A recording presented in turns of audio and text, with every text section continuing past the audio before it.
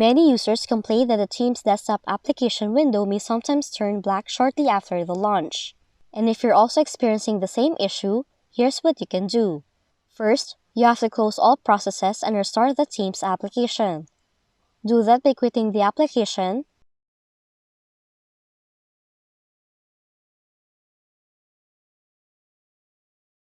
log back in, and check if the application window is still black. For the next solution, try launching your Microsoft Teams meeting in Outlook.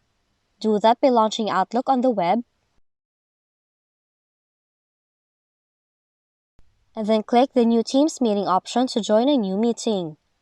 Now many people use this as a workaround to bypass the black screen problem. Next, you should also ensure that your graphics driver are up to date. Do that by launching the device manager on your computer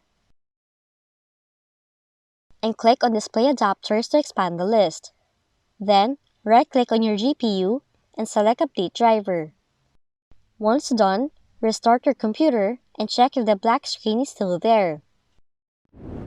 Now, if the black screen window problem occurs only when you start sharing your screen, you can try to lower your resolution.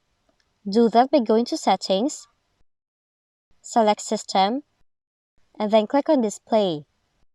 Now under Scale and Layout, use the drop-down menu to select a lower resolution. Then after that, you have to check the results.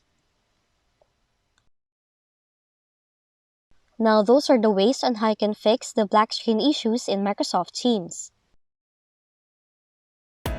If you found this video helpful, kindly like and subscribe. You may also click and turn on the notification bell so you can be notified from whenever we release new videos.